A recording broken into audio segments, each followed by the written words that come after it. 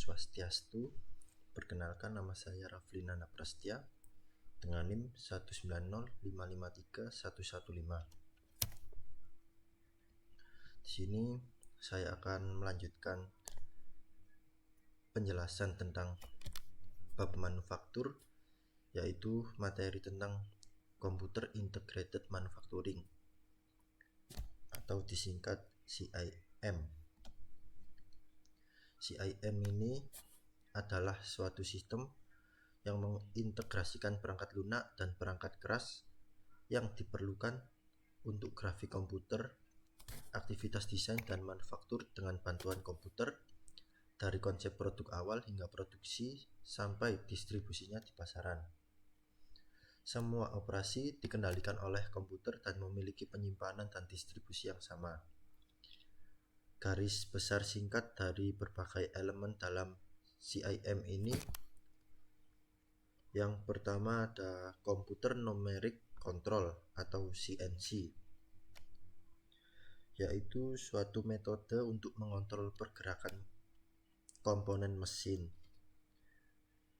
dengan penyisipan langsung instruksi kode dalam bentuk data numerik.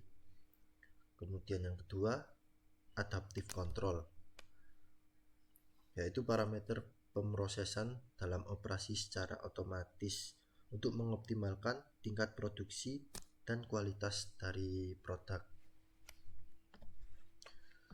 Untuk yang ketiga, yaitu Industrial Robot. Industrial Robot ini diciptakan untuk menggantikan manusia dalam proses manufaktur. Keempat, Automated Materials Handling. Komputer telah memungkinkan dalam penanganan bahan dan komponen dalam berbagai tahap penyelesaian. Kelima, ada Automated Assembly System, yaitu sistem perakitan otomatis yang terus dikembangkan agar dapat menggantikan beberapa tugas yang biasanya dioperasikan oleh manusia. Di sini ada contoh penerapan dari CIM. Yang pertama ini adalah mesin automatic spot welding, biasanya untuk pembuatan bodi pada mobil. Kemudian yang kedua ini ada mesin CNC atau Computer Numeric Control.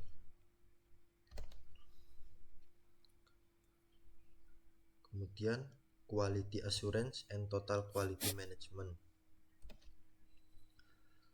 Quality Assurance yaitu serangkaian proses sistematis guna menentukan apakah produk dan jasa harus memenuhi syarat yang ditentukan. Quality Assurance ini akan menentukan serta menetapkan persyaratan dalam membuat atau mengembangkan produk tertentu agar memiliki kualitas yang baik. Biasanya membutuhkan evaluasi secara terus-menerus dan digunakan sebagai alat bagi manajemen. Dengan kata lain, Quality Assurance ini merupakan kegiatan untuk memberikan bukti-bukti agar dapat membangun kepercayaan bahwa kualitas dapat berfungsi secara efektif. Lalu Total Quality Management. Dalam istilah Indonesia, Total Quality Management ini disebut sebagai manajemen mutu terpadu, yang juga disebut manajemen kualitas terpadu.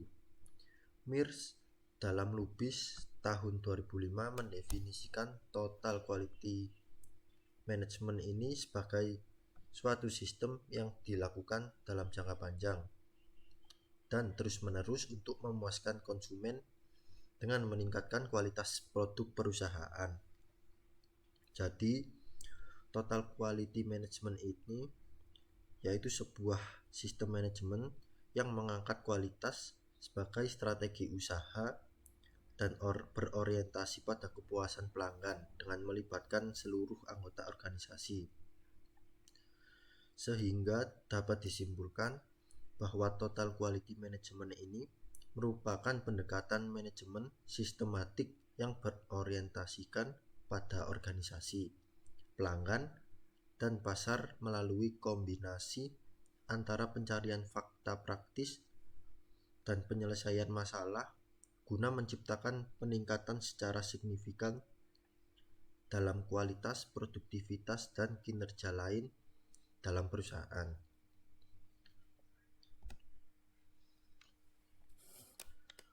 Kemudian ini ada tabel rata-rata masa pakai dari berbagai produk dan biaya perbaikan relatif pada berbagai tahap produk.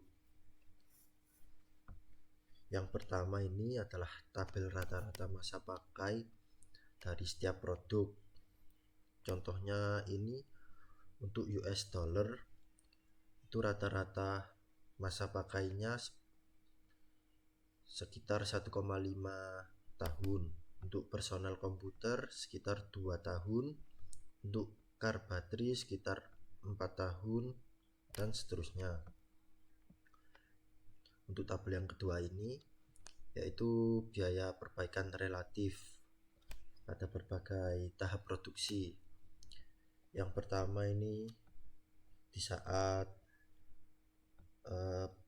pembuatan part-part awal itu biaya relatifnya sebesar 1, kemudian untuk perakitan part menjadi suatu produk sebesar 10, hingga yang terakhir produk dipasarkan dan mencapai di tangan konsumen, yaitu relatif cost untuk perbaikan itu semakin besar, yaitu sekitar 10.000. Lalu ada Lean Production and Agile Manufacturing. Lean Production yaitu metodologi yang melibatkan penilaian menyeluruh dari setiap aktivitas perusahaan dengan tujuan dasar meminimalkan pemborosan di setiap tingkatan dan menyerukan penghapusan operasi yang tidak perlu, yang tidak memberikan nilai tambah pada produk yang dibuat.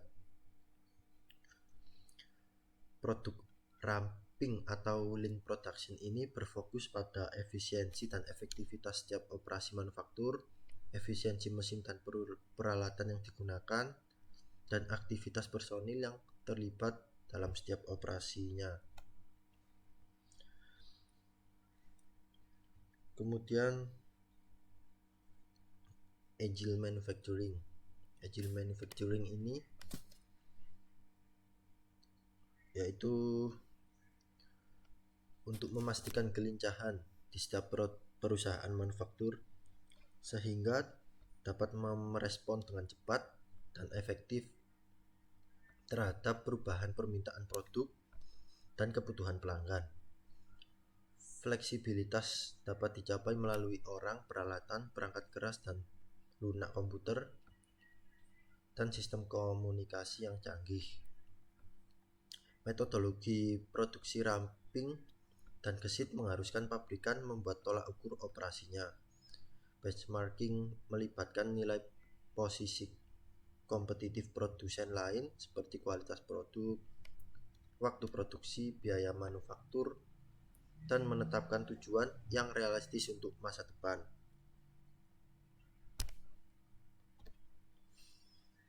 Kemudian manufacturing cost and global competition.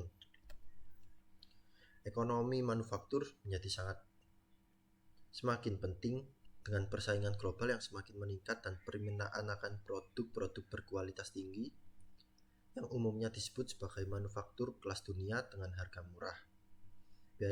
Biasanya biaya produksinya suatu produk itu mewakili sekitar 40% dari harga jualnya, yang seringkali menjadi pertimbangan utama dalam daya jual produk dan kepuasan pelanggan secara umum. Di sini ada contoh dari biaya produksi suatu produk. Yang pertama ini ada desain awal, itu sebesar 5%. Kemudian untuk material atau bahannya sebesar 50%. Kemudian untuk manufakturingnya ada tenaga kerja langsung sebesar 15% dan tenaga kerja tidak langsung sebesar 30%. Total biaya manufaktur suatu produk umumnya terdiri dari beberapa komponen. Yang pertama ada raw material atau bahan baku, bahan mentah. Biaya bahan baku ini tergantung pada bahan itu sendiri, serta pada pasokan dan permintaan.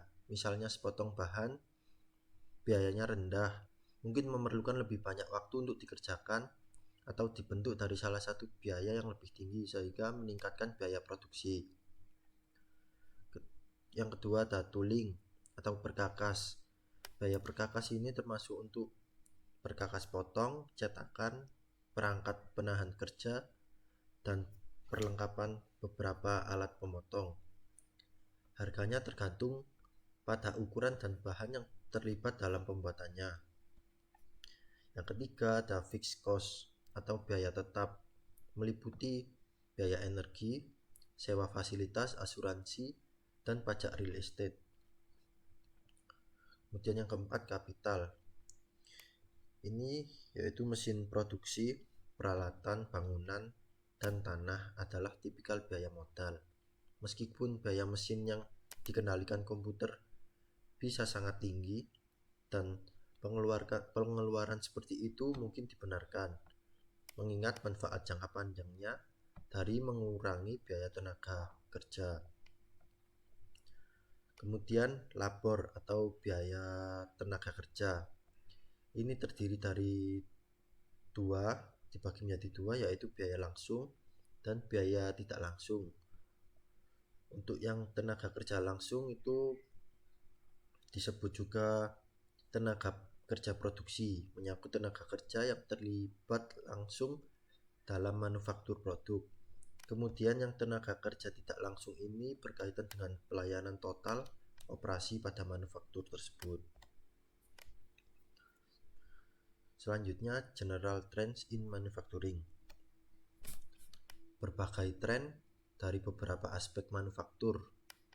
Yang pertama ada tren manufaktur global, yaitu variasi dan kompleksitas produk terus meningkat, siklus hidup produk menjadi lebih pendek, pasar telah menjadi multinasional dan persaingan global telah meningkat dengan cepat. Pelanggan secara konsisten menuntut produk-produk berkualitas tinggi, berbiaya rendah, dan pengiriman yang tepat waktu. Yang kedua ada material atau bahan, yaitu di sini ada komposisi bahan, kemurnian, dan cacat berada di bawah kendali lebih untuk meningkatkan properti secara keseluruhan, karakteristik manufaktur, keandalan, dan masa pakai. Kemudian perkembangan telah terjadi dalam pemilihan bahan untuk meningkatkan daur ulang dan meningkatkan kontrol atas perlakuan thermal bahan, menghasilkan lebih banyak yang dapat diprediksi dan diandalkan. Selanjutnya ada operasi manufaktur. Perkembangan berlanjut di manufaktur ultra presisi, mikro manufaktur, dan nano manufacturing mendekati tingkat dimensi atom. Kemudian simulasi komputer, permodelan, dan strategi kontrol diterapkan untuk semua bidang manufaktur.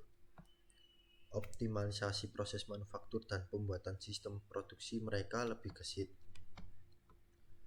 Kemudian ada sistem manufaktur. Sistem manufaktur ini yaitu kemajuan dalam perangkat lunak dan perangkat keras komputer diterapkan pada semua aspek dari produksi. Perkembangan telah terjadi pada sistem kontrol, robot industri, inspeksi otomatis, penanganan dan perakitan, dan teknologi sensor. Lalu untuk produksi ramping dan teknologi informasi sedang diimplementasikan sebagai alat untuk membantu memenuhi tantangan global. Yang terakhir, tujuan dari bidang manufaktur sendiri yaitu untuk memenuhi semua persyaratan desain, spesifikasi produk, dan nasional yang relevan dan standar internasional untuk produk. Kemudian untuk menerapkan manufaktur hijau yang paling ekonomis dan ramah lingkungan. Melanjutkan upaya yang ditujukan untuk mencapai tingkat produktivitas yang lebih tinggi dan bekerja sama dengan pelanggan untuk umpan balik yang tepat waktu untuk perbaikan berkelanjutan dari sebuah produk pada saat suatu perusahaan. Baik, sekian presentasi yang dapat saya sampaikan. Kurang lebihnya mohon maaf. Terima kasih.